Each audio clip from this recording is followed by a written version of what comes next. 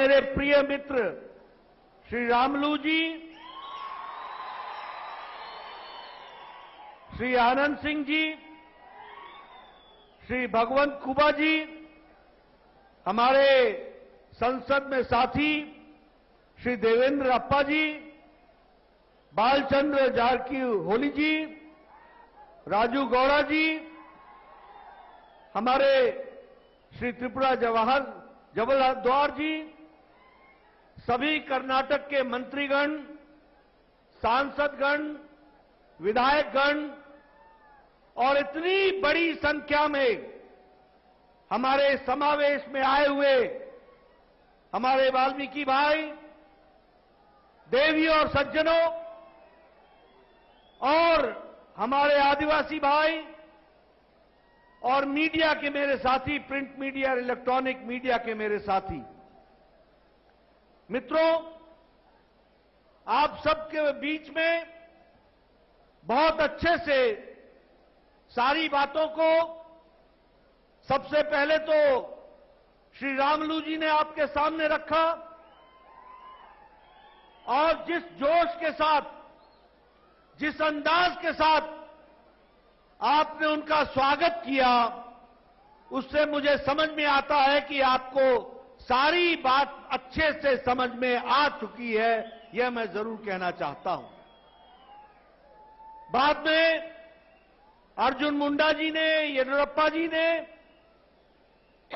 और हमारे मुख्यमंत्री बोम्मई जी ने आपके सामने सारी बातें बहुत तफसील से रखी हैं। मैं उसमें ज्यादा नहीं जोड़ना चाहता, लेकिन जब मैं बिलारी आया हूं तो सबसे पहले तो मैं यहां के पवित्र स्थान मां दुर्गा को नमन करता हूं और उनसे आशीर्वाद लेकर के अपनी बात को प्रारंभ करता हूं। जब मैं बिलारी आया हूं तो मुझे ये जिम्मेवारी बनती है कि मैं यहां के महान नायक मदकरी जी को याद करूं, जिन्होंने हैदर अली से लड़ाई लड़ करके अपने इस भूमि की रक्षा की। ऐसे महान नायक को भी मैं नमन करता हूं। और जब मैं आज की राजनीतिक परिस्थिति पर चर्चा करता हूं तो मैं ये आपसे कहना चाहता हूं कि आप और हम बड़े भाग्यशाली हैं कि राजनीति में हम ऐसा समय देख रहे हैं जब हमारे आदिवासी भाइयों को, जब हमारे वाल्मीकि भाइयों को, जब हमारे गांव, गरीब, वंचित, पीड़ित, शोषित, दलित समाज के अंतिम पायदान पर खड़े व्यक्ति को आज दोनों हाथों से केंद्र सरकार और प्रदेश की सरकार आशीर्वाद देने को आतुर है। यह हम सबके लिए बहुत ही सौभाग्य की बात है। और फिर मैं कहने के लिए नहीं कह रहा हूं मित्रों, आपने लंबे समय तक राजनीति में आपने देखा होगा, लोगों ने आपके साथ, आपके वोट के साथ धोखा दिया, आपके हक हुकूक की रक्षा नहीं की, आपकी चिंता नहीं की गई और आपके वोट को वोट बैंक समझकर उपयोग किया। लेकिन जब देने की बारी आई तो आपसे मुंह मोड़ लिया गया। लेकिन आज यह परिस्थिति आई है कि केंद्र में नरेंद्र मोदी जी की सरकार है जो दोनों हाथों से आपको आशीर्वाद दे रही है और प्रदेश में बसवराज बोम्मई की सरकार है जो पूरी ताकत के साथ आपके साथ खड़ी है और आपके विकास में जुटी है। मैं ये भी कहना चाहूंगा कि जो आशीर्वाद हमारे वरिष्ठ नेता येदियुरप्पा जी का आपको मिला है, उस आशीर्वाद के कारण भी आपकी चिंता हुई है और आपको समर्थन के साथ साथ आगे बढ़ाया गया है। मित्रों, जब मैं कन्नड़ में समझ पा रहा था, मैं देख रहा था कि बोम्मई साहब चर्चा कर रहे हैं कि आज यहां भारत में एक आदिवासी महिला भारत की राष्ट्रपति बनती है। मैं जानना चाहता हूं 70 साल क्यों नहीं किसी राजनीतिक दल को यह याद आया कि हमारे 8% से ज्यादा जनसंख्या, 10 करोड़ से ज्यादा आबादी हमारे आदिवासी भाइयों की है और उनको सही प्रतिनिधित्व मिलना चाहिए। किसी ने भी आपकी सुध नहीं ली, किसी ने भी आपकी चिंता नहीं की, लेकिन नरेंद्र मोदी जी ने एक महिला और आदिवासी महिला को भारत का राष्ट्रपति बना करके आदिवासी का सम्मान जगाया और आदिवासी को स्थान दिया। ये हमको याद रखना चाहिए। आज अर्जुन मुंडा हमारे बीच में बैठे हैं। आप आदिवासी, ट्राइबल, जनजाति, अनुसूचित जनजाति के मंत्री हैं, झारखंड के मुख्यमंत्री रहे हैं, एक बार नहीं 2-2 बार। सर्बानंद सोनोवाल हैं, असम के मुख्यमंत्री रहे हैं। हमारी गवर्नर है छत्तीसगढ़ की, वह भी ट्राइबल है। तो जब बारी आती है राष्ट्रपति बनाने की, जब बारी आती है मुख्यमंत्री बनाने की, जब बारी आती है गवर्नर बनाने की, तो कोई पहल नहीं करता है। पहल करते हैं तो भारतीय जनता पार्टी करती है। यह हमको ध्यान में रखना चाहिए। मित्रों, केंद्र में आज हमारे जनजाति समुदाय से जुड़ने वाले मंत्रियों की श्रृंखला बनी हुई है। हमारे आदिवासी भाइयों के एमपीओं की संख्या बढ़ी है। इसलिए मुख्य धारा में लाने का काम किसी और ने नहीं किया है तो भारतीय जनता पार्टी ने किया है।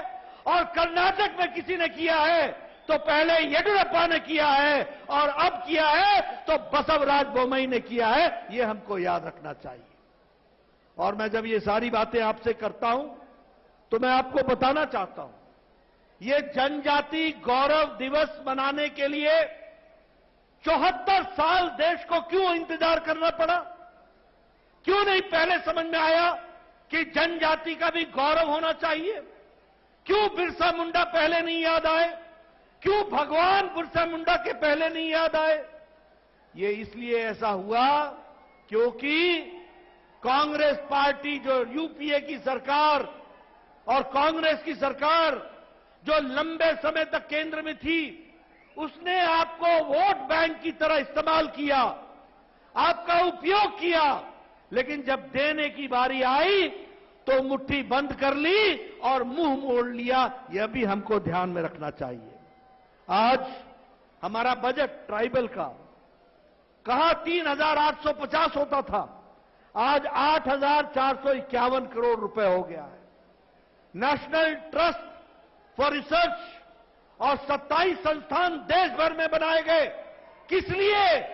इसलिए कि आदिवासियों के विकास के लिए कैसे चिंता की जा सकती है, इसके लिए राष्ट्रीय स्तर के 27 संस्थान बनाए गए।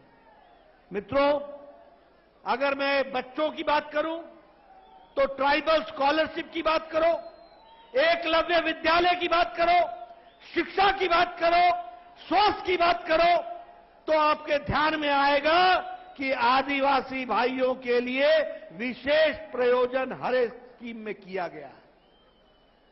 आज मैं ये दावे के साथ कह सकता हूं कि अगर प्रधानमंत्री आवास योजना आई तो उसका मुख्य हिस्सा हमारे आदिवासी भाइयों को गया है।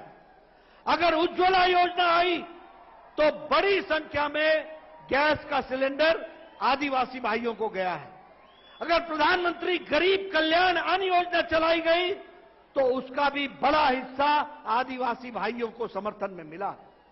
अगर मैं आयुष्मान भारत की बात करूं तो स्वास्थ्य के दृष्टि से भी हमारे आदिवासी भाइयों को मुख्य धारा में लाने का काम हुआ है। और आज जब आपका रिजर्वेशन 3% से बढ़ा करके 7% कर दिया गया है, तो मैं बोम्मई साहब को बधाई देना चाहता हूं, मैं श्री रामुलु को बधाई देना चाहता हूं इस क्रांतिकारी कदम के लिए जो आपकी सारी की सारी तस्वीर बदल डालेगा। मित्रों, मैं योजनाओं के बारे में लंबी चौड़ी बात और तकरीर कर सकता हूं, लेकिन मेरे से पूर्व वक्ताओं ने आपके सामने सारी बात रख दी है। मैं एक ही बात कहना चाहता हूं कि इस सरकार को, जिसको येडियुरप्पा जी का आशीर्वाद है और बोम्मई जी दिन रात मेहनत कर रहे हैं, समाज के सभी वर्गों के लिए काम कर रहे हैं, अच्छा काम कर रहे हैं, सबका साथ, सबका विकास, सबका विश्वास, सबका प्रयास लेकर के चले हैं। समाज के सभी वर्गों को एक साथ बढ़ाने का काम कर रहे हैं। डेवलपमेंट की दृष्टि से इंफ्रास्ट्रक्चर में काम हो रहा है, स्वास्थ्य की दृष्टि से काम हो रहा है, शिक्षा के विकास के लिए काम हो रहा है, आईटी सेक्टर में काम हो रहा है, और जिसे हम कहते हैं कि इंफ्रास्ट्रक्चर के साथ साथ कनेक्टिविटी पर भी काम हो रहा है। मित्रों, मैं ये बड़े संतोष के साथ कह सकता हूं कि कर्नाटक की सरकार पूरी ताकत से जहां आदिवासियों की चिंता कर रही है, वहीं हमारे दलित भाइयों की भी चिंता हो रही है, वहीं हमारे ओबीसी भाइयों की भी चिंता हो रही है, वहीं गांव, गरीब, वंचित, पीड़ित, शोषित, दलित सबकी चिंता हो रही है। और इसलिए यह भी जरूरी बनता है कि जब समय आए तो ऐसी सरकार को संभाल के रखना, इसकी चिंता करना आपकी जिम्मेवारी बन जाती है, आपको पूरा करना चाहिए। और मुझे पूरा विश्वास है कि आप इसकी चिंता करेंगे और बोम्मई जी की सरकार को, जिसको प्रधानमंत्री जी का कर्नाटक को आशीर्वाद है, येडियुरप्पा जी का समर्थन है और बोम्मई जी का कार्य है, ये सब मिलकर के इस कर्नाटक प्रदेश को आगे ले जाएंगे।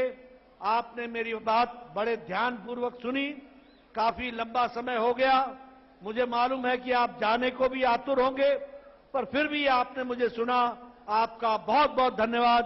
जय भारत, जय कर्नाटक।